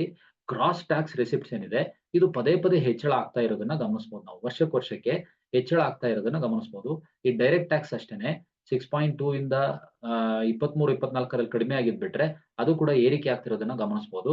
ಆದ್ರೆ ಇಂಡೈರೆಕ್ಟ್ ಟ್ಯಾಕ್ಸ್ ಇದೆಯಲ್ಲ, ಈ ಬಜೆಟ್ ಎಸ್ಟಿಮೇಟ್ಸ್ ನಲ್ಲಿ ಸ್ವಲ್ಪ ಹಂಗೆ ಅದೇ ಒಂದು ಸ್ಥಿತಿಯಲ್ಲಿ ಕಾಯ್ದುಕೊಂಡಿರೋದನ್ನ ಗಮನಿಸಬಹುದು. 5.1 ಇಂದ 5.0 ಅನ್ನೋದನ್ನ ಗಮನಿಸ್ತಾ ಹೋಗ್ಬೋದು. ಇಂಡೈರೆಕ್ಟ್ ಟ್ಯಾಕ್ಸ್ ಜಿಎಸ್ಟಿ ಮಾತ್ರ. Next, what initiative will the government facilitate to promote industrial development in or near 100 cities? 100 ನಗರಗಳಲ್ಲಿ ಅಥವಾ ಸಮೀಪದಲ್ಲಿ ಕೈಗಾರಿಕಾ ಅಭಿವೃದ್ಧಿಯನ್ನು ಉತ್ತೇಜಿಸೋದಕ್ಕೋಸ್ಕರ ಸರ್ಕಾರ ಯಾವ ಉಪಕ್ರಮವನ್ನ ಸುಗಮಗೊಳಿಸುತ್ತೆ? ಅಂದ್ರೆ ಇದ್ರಲ್ಲಿ ಪ್ರಮುಖವಾಗಿ ಬಿ ಹೂಡಿಕೆ ಸಿದ್ಧ ಆಗಿರುವಂತಹ ಪ್ಲಗ್ ಅಂಡ್ ಪ್ಲೇ ಕೈಗಾರಿಕಾ ಪಾರ್ಕ್ಸ್ ಅಂತೇಳಿ ಗಮನಿಸ್ತಾ ಹೋಗ್ಲಾಗತ್ತೆ. ಪ್ಲಗ್ ಅಂಡ್ ಪ್ಲೇ ಮಾಡೆಲ್ ಅಂತೇಳಿ ತಗೊಂಡ್ಬಂದಿದ್ದಾರೆ. ಕೈಗಾರಿಕಾ ಇಂಡಸ್ಟ್ರಿಯಲ್ ಪಾರ್ಕ್ಸ್ ಗಳನ್ನ ಎಸ್ಟಾಬ್ಲಿಷ್ ಮಾಡಬೇಕು ಅನ್ನುವಂಥ ಉದ್ದೇಶದಿಂದ ಪ್ಲಗ್ ಅಂಡ್ ಪ್ಲೇ ಅಂದ್ರೆ ಬಹುಬೇಗ ಕನೆಕ್ಟ್ ಆಗಿ ಮತ್ತೆ ಬೇಗನೆ ಆಚರಣೆಗೆ ತನ್ನಿ ಅಂತ ಅನ್ನುವಂಥ ಉದ್ದೇಶದ ಮೂಲಕ ಬಹುಬೇಗ ಕಾರ್ಯಾಚರಣೆಗೊಳ್ಳಬೇಕು ಕೈಗಾರಿಕೆಗಳು ಅನ್ನುವಂಥ ಉದ್ದೇಶದಿಂದ ಅಂತ ಕೈಗಾರಿಕಾ ಪಾರ್ಕ್ಗಳನ್ನ ಇಂಡಸ್ಟ್ರಿಯಲ್ ಪಾರ್ಕ್ಸ್ ಗಳನ್ನ ಎಸ್ಟಾಬ್ಲಿಷ್ ಮಾಡಬೇಕು ಅನ್ನುವಂಥ ಉದ್ದೇಶವನ್ನ ಹಾಕೊಂಡಿರೋದನ್ನ ಗಮನಿಸಬಹುದು ನಾವು. ನೆಕ್ಸ್ಟ್ ಬಂದಾಗ ಹಣಕಾಸು ಸಚಿವರು ಪ್ರಸ್ತಾಪಿಸಿದಂತ ಪಂಪ್ ಸ್ಟೋರೇಜ್ ಪಾಲಿಸಿ ಅದರ ಉದ್ದೇಶ ಏನು? ಪಂಪ್ ಸ್ಟೋರೇಜ್ ಪಾಲಿಸಿ ಈ ನವೀಕರಿಸಬಹುದಾದ ಇಂಧನ ಶಕ್ತಿ ಇದೆಯಲ್ಲ ಅದರ ಸಂಗ್ರಹಣೆ ಮಾಡೋದು ಮತ್ತೆ ಏಕೀಕರಣವನ್ನ ಹೆಚ್ಚಿಸುವಂತದ್ದು ಪ್ರಮುಖ ಗುರಿ ಅಂತೇಳಿ ಇದರಲ್ಲಿ ಗಮನಿಸಬಹುದು. ಪಂಪ್ ಸ್ಟೋರೇಜ್ ಅಂತಂದ್ರೆ ಈ ರಿನ್ಯೂವಬಲ್ ಎನರ್ಜಿಯಿಂದ ಬಂದಿರುವಂತ ಎನರ್ಜಿಯನ್ನ ಸಂಗ್ರಹಣೆ ಮಾಡೋದಕ್ಕೋಸ್ಕರ ತೆಗೆದುಕೊಂಡು ಬಂದಿರುವಂತಹ ಒಂದು ನೀತಿ ಅಂತೇಳಿ ಹೇಳೋದನ್ನು ಗಮನಿಸಬಹುದು. 2023-24ರಲ್ಲಿ ಭಾರತದ ನಿಜವಾದ ಬೆಳವಣಿಗೆ ಅಥವಾ ರಿಯಲ್ ಗ್ರೌತ್ ಅದನ್ನ ಮತ್ತೆ ರಿಯಲ್ GDP ಅಂತ ಕರಿತೀವಿ ಅದನ್ನ. ನಾಮಮಾತ್ರ ಬೆಳವಣಿಗೆ ದರಗಳು, ಅದೇ ರೀತಿ ನಾಮಮಾತ್ರ ಬೆಳವಣಿಗೆಗಳು ಯಾವುವು ಅಂತೇಳಿ ಗಮನಿಸಿದಾಗ ರಿಯಲ್ GDP ಮತ್ತೆ ನಾಮಿನಲ್ GDP ಯಾವುದನ್ನ ಬೇಸ್ ಇಯರ್ ಪ್ರೈಸ್ ಇಟ್ಕೊಂಡು ಲೆಕ್ಕ ಹಾಕ್ತೀವಿ ಅದನ್ನ ರಿಯಲ್ GDP ಅಂತೀವಿ. ನಾಮಿನಲ್ GDP ನಲ್ಲಿ ಕರೆಂಟ್ ಇಯರ್ ಪ್ರೈಸ್ ಅನ್ನ ಲೆಕ್ಕ ಹಾಕಿ ನೋಡ್ತೀವಿ. ಇದರ ವ್ಯತ್ಯಾಸವನ್ನ ನಾವು ಎಕಾನಮಿ ಕ್ಲಾಸ್ ಒಳಗಡೆ ಮುಗಿಸಿದೀವಿ. ನೋಡಿ ಆಪ್ಷನ್ ಬಿ 8.2% ರಿಯಲ್ ಗ್ರೋತ್ ಇರುತ್ತೆ ಅಂತ ಹೇಳಿದ್ರೆ 9.6% ಕರೆಂಟ್ ಪ್ರೈಸಸ್ ಗ್ರೋತ್ ಇದೆ, ಕರೆಂಟ್ ಪ್ರೈಸಸ್ ಎಸ್ಟಿಮೇಟೆಡ್ ಗ್ರೋತ್ ಇದೆ ಅಂತೇಳಿ ನಾಮಿನಲ್ GDP ಅನ್ನ ಹೇಳಲಾಗುತ್ತೆ. ನೆಕ್ಸ್ಟ್ 2024-25ಕ್ಕೆ ರಿಸರ್ವ್ ಬ್ಯಾಂಕ್ ಆಫ್ ಇಂಡಿಯಾ ಇದೆಯಲ್ಲ ಇವರು ಇಂಡಿಯಾದ 7.2% ಯೋಜಿತ ಬೆಳವಣಿಗೆಗೆ ಯಾವ ಅಂಶ ಕೊಡುಗೆ ನೀಡ್ತಾ ಇದೆ? ಅವರು RBI ಏನ್ ಮಾಡಿದೆ 7.2% ಆಗುತ್ತೆ 2024-25 ಅಲ್ಲಿ ಭಾರತದ ಬೆಳವಣಿಗೆ ದರ ಅಂತೇಳಿ ಪ್ರೊಜೆಕ್ಟ್ ಮಾಡಿಟ್ಟಿದ್ದಾರೆ. ಅದಕ್ಕೆ ಯಾವ ಅಂಶ ಗಮನಾರ್ಹವಾಗಿ ಸಪೋರ್ಟ್ ಮಾಡುತ್ತೆ ಅಂತಂದ್ರೆ ಈಗ ಆಗ್ತಿರುವಂತಹ ಸಾಮಾನ್ಯವಾದಂತಹ above normal south west monsoon forecast, ಒಳ್ಳೆಯ ನೈಋತ್ಯ ಮಾನ್ಸೂನ್ ಮುನ್ಸೂಚನೆ ಇದೆಯಲ್ಲ ಇದರ ಆಧಾರದ ಮೇಲೆ ನಾವು ಹೇಳ್ತೀವಿ 7.2% ಅಂತೇಳಿ RBI ಪ್ರೊಜೆಕ್ಟ್ ಮಾಡಿರೋದನ್ನ ಗಮನಿಸಬಹುದು ಅಂತೇಳಿ ಈ ಒಂದು ಪ್ರಶ್ನೆನಲ್ಲಿ ನೋಡ್ಬೋದು ನಾವು. ಜೂನ್ 2024ರಲ್ಲಿ ಮುಖ್ಯ ಹಣದುಬ್ಬರ ದರ ಏನು ಮತ್ತೆ ಅದೇ ಅವಧಿಯಲ್ಲಿ ಪ್ರಮುಖ ಹಣದುಬ್ಬರ ದರ ಏನಿತ್ತು ಅಂತ. ಮುಖ್ಯ ಹಣದುಬ್ಬರ ದರ ಜೊತೆಗೆ ಪ್ರಮುಖ ಹಣದುಬ್ಬರ ದರ ಕೋರ್ ಇನ್ಫ್ಲೇಷನ್ ಎಷ್ಟಿತ್ತು ಅಂತ ನಾವು ಗಮನಿಸ್ತಾ ಹೋದ್ರೆ ಆನ್ಸರ್ ಬಂದು ಬಿ ಬರುತ್ತೆ. 5.1% ಹೆಡ್ಲೈನ್ ಇನ್ಫ್ಲೇಷನ್ ಇದೆ. ಹೆಡ್ಲೈನ್ ಇನ್ಫ್ಲೇಷನ್ ಅದೇ ಕೋರ್ ಇನ್ಫ್ಲೇಷನ್ ಬರುತ್ತಲ್ಲ ಅದು 3.1% ಬರುತ್ತೆ ಅನ್ನೋದನ್ನ ಗಮನಿಸಬಹುದು. ಕೋರ್ ಇನ್ಫ್ಲೇಷನ್ ಅಂತಂದ್ರೆ 8 ಪ್ರಮುಖ ಆದ್ಯತಾ ಕೈಗಾರಿಕೆಗಳು ಏನಿದಾವಲ್ಲ ಕೋರ್ ಇಂಡಸ್ಟ್ರಿಯಲ್ ಸೆಕ್ಟರ್ಸ್ ಆ ಒಂದು ಉತ್ಪನ್ನಗಳಿಂದ ಎಫೆಕ್ಟ್ ಆದಂತಹ ಬೆಲೆಗಳಿದೆಯಲ್ಲ ಆ ಬೆಲೆಗಳ ಏರಿಳಿಕೆ ಏನಿದೆ ಅದು 3.1% ಇರುತ್ತೆ.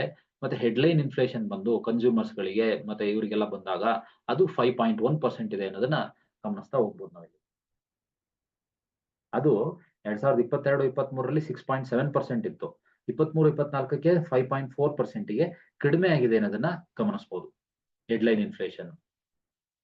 ನೆಕ್ಸ್ಟ್ ಬಂದಾಗ ಕ್ಯಾಪೆಕ್ಸ್ ಟ್ರೆಂಡ್ ಏನಿದೆಯಲ್ಲ ಕ್ಯಾಪಿಟಲ್ ಎಕ್ಸ್ಪೆಂಡಿಚರ್ ಅದು ನೋಡಿ ಕ್ರಮೇಣ 2021ರಿಂದ ಕ್ರಮೇಣವಾಗಿ ಏರಿಕೆ ಮಾಡ್ಕೊಳ್ತಾ ಬರಲಾಗ್ತಾ ಇದೆ. ಅಂದ್ರೆ ಮೂಲಸೌಕರ್ಯಗಳ ಮೇಲೆ ಹಾಕುವಂತಹ ಯೋಜನೆಗಳಿಗೆ ಸರ್ಕಾರ ಅತಿ ಹೆಚ್ಚಿನ ಗಮನವನ್ನ ಕೊಡ್ತಾ ಇದೆ ಅನ್ನೋದನ್ನ ಈ ಟ್ರೆಂಡ್ ಅಲ್ಲಿ ಗಮನಿಸ್ತಾ ಹೋಗ್ಬೋದು ನಾವು. ನೆಕ್ಸ್ಟ್ 2023-24ರಲ್ಲಿ GDPಯ ಶೇಕಡಾವಾರು ವಿತ್ತೀಯ ಕೊರತೆ ಮತ್ತು ಕೇಂದ್ರ ಸರ್ಕಾರದ ಆದಾಯ ಕೊರತೆ ಏನು ಅಂತ. ಈಗ 2 ಚಾರ್ಟ್ ಇರುತ್ತೆ. ಚಾರ್ಟ್ ಅಲ್ಲಿ ಬಜೆಟ್ ಚಾರ್ಟ್ ನೋಡಿದಾಗ 2 ಇರುತ್ತೆ, ಒಂದು ರೆವಿನ್ಯೂ ಬಜೆಟ್ ಇನ್ನೊಂದು ಕ್ಯಾಪಿಟಲ್ ಬಜೆಟ್ ಅಂತೇಳಿ. ಈ ಟೋಟಲ್ ಬಂದಾಗ 2 ಸೇರ್ಕೊಂಡು ಟೋಟಲ್ ಬಂದಾಗ ಅಲ್ಲಿ ಸೃಷ್ಟಿಯಾಗುವಂತ ಕೊರತೆಯನ್ನ ನಾವು ಫಿಸ್ಕಲ್ ಡೆಫಿಸಿಟ್ ಅಂತ ಕರಿತೀವಿ.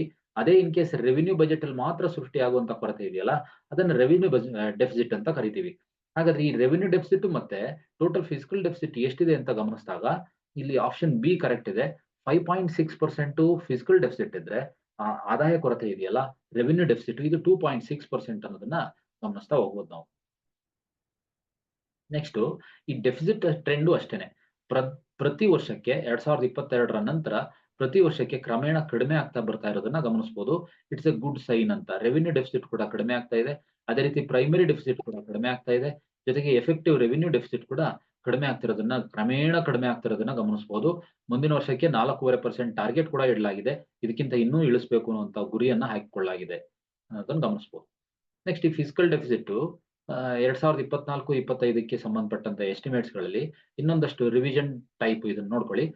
4.9% ಫಿಸ್ಕಲ್ ಡೆಫಿಸಿಟ್ ಆದ್ರೆ, ರೆವಿನ್ಯೂ ಡೆಫಿಸಿಟ್ 1.8% ಇದೆ. ಪ್ರೈಮರಿ ಡೆಫಿಸಿಟ್ 1.4% ಇದೆ. ಟ್ಯಾಕ್ಸ್ ರೆವಿನ್ಯೂ ತೆರಿಗೆ ಆದಾಯ ಇದೆಯಲ್ಲ, ಇದು 11.8% ಬರುತ್ತೆ. ನಾನ್ ಟ್ಯಾಕ್ಸ್ ರೆವಿನ್ಯೂ ಬರೀ 1.7% ಬರುತ್ತೆ. ಸೆಂಟ್ರಲ್ ಗವರ್ನ್ಮೆಂಟ್ ಇಂದ ಡೆಬ್ಟ್ ಬರುತ್ತಲ್ಲ ಸಾಲ, ಅದು 56.8% ಬರುತ್ತೆ ಅನ್ನೋದನ್ನ ಗಮನಿಸಬಹುದು. ಹಾಗಾದ್ರೆ ಡೆಫಿಸಿಟ್ ಫೈನಾನ್ಸ್‌ಗೆ ಸೋರ್ಸಸ್ ಏನು? ಅತಿ ಹೆಚ್ಚು ಎಲ್ಲಿಂದ ಬರುತ್ತೆ ಅನ್ನೋದನ್ನ ಗಮನಿಸಿದ್ರೆ, ನೋಡಿ ಮೂಲಗಳನ್ನ ಗಮನಿಸಿ. ನಮಗೆ ಅತಿ ಹೆಚ್ಚು ಬರುವಂತದ್ದು ಸೆಕ್ಯೂರಿಟೀಸ್ ಅಗೇನ್ಸ್ಟ್ ಸ್ಮಾಲ್ ಸೇವಿಂಗ್ಸ್, ಅಲ್ಲಿಂದ ಭದ್ರತೆಗಳನ್ನ ಇಟ್ಟು ಸಾಲ ತರುವಂತದ್ದು ಪ್ರಮುಖವಾದಂತಹ ಸೋರ್ಸ್ ಅಂತೇಳಿ ಗಮನಿಸ್ತಾ ಹೋಗ್ಬೋದು. ನೆಕ್ಸ್ಟ್ ಉಳಿದಂತವನ್ನ ನಾವು ಇತರೆ ಸೋರ್ಸಸ್ ಆಫ್ ಡೆಫಿಸಿಟ್ ಅಂತ ಕರಿಬಹುದು. ಮಾರ್ಕೆಟ್ ಬಾರೋಯಿಂಗ್ಸ್ ಆಗಿರ್ಬೋದು, ಶಾರ್ಟ್ ಟರ್ಮ್ ಬಾರೋಯಿಂಗ್ಸ್ ಆಗಿರ್ಬೋದು, ಮತ್ತೆ ಇತರೆಗಳು ಅಂದ್ರೆ ಇಪಿಎಫ್ಒ ದಿಂದ, ಎಕ್ಸ್ಟರ್ನಲ್ ಡೆಪ್ಟ್ ಇಂದ, ವಿದೇಶಗಳಿಂದ ತರುವಂತ ಸಾಲ, ಇವನ್ನೆಲ್ಲ ಇತರೆಗಳು ಅಂತೇಳಿ ಪರಿಗಣಿಸ್ತಾ ಹೋಗ್ತೀವಿ. ಈ ಮೂಲಕ ಸರ್ಕಾರ ಡೆಫಿಸಿಟ್ ಅನ್ನ ಫುಲ್ಫಿಲ್ ಮಾಡ್ತಾ ಹೋಗುತ್ತೆ ಅನ್ನೋದನ್ನ ಗಮನಿಸಬಹುದು. ಮಾರ್ಚ್ 2024ರ ಅಂತ್ಯದಲ್ಲಿ ಶೆಡ್ಯೂಲ್ಡ್ ಕಮರ್ಷಿಯಲ್ ಬ್ಯಾಂಕ್ಸ್ ಇದೆಯಲ್ಲ, ಇವುಗಳ ಜಿಎನ್ಪಿಯನ್ನ, ನಾನ್ ಪರ್ಫಾರ್ಮಿಂಗ್ ಅಸೆಟ್ಸ್ ವ್ಯಾಲ್ಯೂ ಎಷ್ಟಿತ್ತು? ಅನುಪಾತ ಏನು? ಮತ್ತೆ 2017-18ರಲ್ಲಿ ಅದರ ಗರಿಷ್ಠ ಮಟ್ಟಕ್ಕೆ ಹೆಂಗೆ ಹೋಲಿಸ್ತೀರಿ ಹೇಳಿ ಅಂತೇಳಿ ಈ ಒಂದು ಪ್ರಶ್ನೆನಲ್ಲಿ ಗಮನಿಸಬಹುದು. ನೋಡಿ, ಆಪ್ಷನ್ ಬಿ ಕರೆಕ್ಟ್ ಇದೆ. ಮಾರ್ಚ್ 2024ರಲ್ಲಿ ಬರೀ 2.8% ಇತ್ತು. 2017-18ರಲ್ಲಿ 11.2% ಅಗಾಧವಾದ ಎನ್‌ಪಿಎ ಅನ್ನ ಗಮನಿಸಬಹುದಾಗಿತ್ತು ನಾವು. ಅದು ಕ್ರಮೇಣ ಇಳಿಮುಖ ಆಗಿದೆ, 2.8%ಗೆ ಬಂದು ನಿಂತ್ಕೊಂಡಿದೆ ಅನ್ನೋದನ್ನ ಗಮನಿಸಬಹುದು. ಬೇನಾಮಿ ಆಕ್ಟ್ ಆಗಿರ್ಬೋದು, ಕೆಲವೊಂದು ಕಾಯ್ದೆಗಳು ಸುಧಾರಣೆಗಳನ್ನ ತಂದಂತ ಕಾರಣದಿಂದ ಎನ್‌ಪಿಎ ಕ್ರಮೇಣವಾಗಿ ರ್ಯಾಪಿಡ್ ಆಗಿ ಇಳಿಮುಖ ಆಗಿ ರಿಕವರಿ ಆಗಿರೋದನ್ನ ಗಮನಿಸಬಹುದು ಅನ್ನೋದನ್ನ ಈ ಪ್ರಶ್ನೆನಲ್ಲಿ ನೋಡಬಹುದು ನಾವು. 2024-25ರ ಬಜೆಟ್ ಅಂದಾಜುಗಳಿಗೋಸ್ಕರ 2023-24ರ ಪರಿಷ್ಕೃತ ಅಂದಾಜುಗಳು ಮತ್ತೆ 23-24ರ ತಾತ್ಕಾಲಿಕ ವಾಸ್ತವಿಕಗಳಿಗೆ ಹೋಲಿಸಿದರೆ ಒಟ್ಟು ತೆರಿಗೆ ಆದಾಯ ಹೆಂಗೆ ಬೆಳೆಯುತ್ತೆ ಅನ್ನೋದನ್ನ ನಿರೀಕ್ಷೆ ಮಾಡಿದ್ದಾರೆ. Total tax revenue, gross tax revenue ಇದೆಯಲ್ಲ, ಅದ್ ಹೆಂಗ್ ಬರುತ್ತೆ ಅಂತಂದ್ರೆ 2023-24ಗಿಂತ 11.7%, ಮತ್ತೆ ಆಕ್ಚುಯಲ್ಸ್ ಬಂದಾಗ, ಪ್ರಸ್ತಾವಿತ ಆಕ್ಚುಯಲ್ಸ್ ಬಂದಾಗ 2023-24ಗಿಂತ 10.8% ಹೆಚ್ಚಾಗಿದೆ ಅನ್ನೋದನ್ನ ನಾವು ಗಮನಿಸ್ತಾ ಹೋಗ್ಬೋದು. ನೆಕ್ಸ್ಟ್ ಬಂದಾಗ 2023-24ರ ಪರಿಷ್ಕೃತ ಅಂದಾಜು ಇದೆಯಲ್ಲ, ರಿವೈಸ್ಡ್ ಎಸ್ಟಿಮೇಟ್, ಇದು 2024-25ರ ಬಜೆಟ್ ಅಂದಾಜುಗಳಿಗೆ, ಬಜೆಟ್ ಎಸ್ಟಿಮೇಟ್ಸ್‌ಗೆ ಜಿಡಿಪಿಯ ಶೇಕಡಾವಾರು ಪ್ರಮಾಣದಲ್ಲಿ ಪ್ರಮುಖ ಸಬ್ಸಿಡಿಗಳಲ್ಲಿ ನಿರೀಕ್ಷಿತ ಬದಲಾವಣೆ ಏನು? ನಿರೀಕ್ಷಿತ ಸಬ್ಸಿಡಿಗಳಲ್ಲಿ ಏನ್ ಬದಲಾವಣೆ ತರ್ತಿದ್ದಾರೆ? ಸಬ್ಸಿಡಿಗಳಲ್ಲಿ ಏನ್ ತರ್ತಾ ಇದ್ದಾರೆ ಬದಲಾವಣೆ ಅಂತಂದ್ರೆ 1.4% ಇಂದ 1.2%ಗೆ ಇಳಿಮುಖ ಮಾಡುವಂತಹ ನಿರೀಕ್ಷೆಯನ್ನ ಈ ಬಜೆಟ್ ನಲ್ಲಿ ಹಾಕೊಳ್ಳಲಾಗಿದೆ ಅನ್ನೋದನ್ನ ಗಮನಿಸ್ತಾ ಹೋಗ್ಬೋದು. ಅನುತ್ಪಾದಕ ವೆಚ್ಚಗಳನ್ನ ತೆಗೆದು ನಂತರ ಎಫೆಕ್ಟಿವ್ ಆಗಿರೋದನ್ನ ಮಾತ್ರ ಉಳಿಸಬೇಕು ಅನ್ನೋ ಉದ್ದೇಶದಿಂದ ಈ ಸಬ್ಸಿಡಿ ದರವನ್ನ ಕಡಿಮೆ ಮಾಡಿರೋದನ್ನ ಗಮನಿಸಬಹುದು. ಹಾಗಾದ್ರೆ ಕೇಂದ್ರಕ್ಕೆ ಒಟ್ಟು ತೆರಿಗೆ ಆದಾಯ ಮತ್ತು ನಿವ್ವಳ ತೆರಿಗೆ ಶೇಕಡಾವಾರು ಹೆಚ್ಚಳ ಇದು ಮತ್ತು 2023-24ರಲ್ಲಿ ಕೇಂದ್ರ ಸರ್ಕಾರದ ಒಟ್ಟು ವೆಚ್ಚದ ಬೆಳವಣಿಗೆಯ ದರ ಎಷ್ಟು ಅಂತ ಕೇಳ್ತಾ ಇದ್ದಾರೆ. ಇದರಲ್ಲಿ ಆಪ್ಷನ್ ಬಿ ಒಟ್ಟು ತೆರಿಗೆ ಆದಾಯ 13.4% ಬರುತ್ತೆ. ನಿವ್ವಳ ತೆರಿಗೆ ಆದಾಯ ಇದೆಯಲ್ಲ, ನೆಟ್ ವ್ಯಾಲ್ಯೂ, ಅದು 10.9% ಕವರ್ ಆಗುತ್ತೆ. ಒಟ್ಟು ವೆಚ್ಚದ ಬೆಳವಣಿಗೆ, ಒಟ್ಟಾರೆ ವೆಚ್ಚ ಇದೆಯಲ್ಲ, ಅದು ಎಷ್ಟು ಬೆಳವಣಿಗೆ ಆಗಿದೆ ಕಳೆದ ವರ್ಷ ಹೋಲಿಸಿದ್ರೆ ಅಂದ್ರೆ 5.9% ಗ್ರೋತ್ ಆಗಿರೋದನ್ನ ಈ ಒಂದು ಬಜೆಟ್ ನಲ್ಲಿ ಗಮನಿಸಬಹುದಾಗಿರುತ್ತೆ ಸ್ನೇಹಿತರೆ. ಸೊ ಇಷ್ಟು ಬಜೆಟ್ನ ಎರಡನೇ ಭಾಗ ಆಗಿತ್ತು. ಬಜೆಟ್ನ ಎರಡನೇ ಭಾಗ ಇದು. ಇದಿಷ್ಟು ಕಂಪ್ಲೀಟ್ ಆಗಿ ಬಹುತೇಕ ಬಜೆಟ್‌ಗೆ ಸಂಬಂಧಪಟ್ಟಂತೆ, ಭಾರತದ ಬಜೆಟ್‌ಗೆ ಸಂಬಂಧಪಟ್ಟಂತೆ ಬಹುತೇಕ ಕಂಪ್ಲೀಟ್ ಆಗಿದೆ. ಇದನ್ನ ಮತ್ತೊಮ್ಮೆ ರಿವಿಷನ್ ಮಾಡ್ಕೊಳ್ಳಿ. ರಿವಿಷನ್ ಮಾಡ್ಕೊಂಡು ನೆಕ್ಸ್ಟ್ ಬರುವಂತ ಎಲ್ಲಾ ಎಕ್ಸಾಮ್ಸ್‌ಗಳಿಗೆ ಅನುಕೂಲ ಆಗ್ತಾ ಬರುತ್ತೆ. ಎಲ್ರಿಗೂ ನಮಸ್ಕಾರ. ಮತ್ತೊಮ್ಮೆ ನೆಕ್ಸ್ಟ್ ವಿಡಿಯೋದಲ್ಲಿ ಸಿಗೋಣ. ಧನ್ಯವಾದ.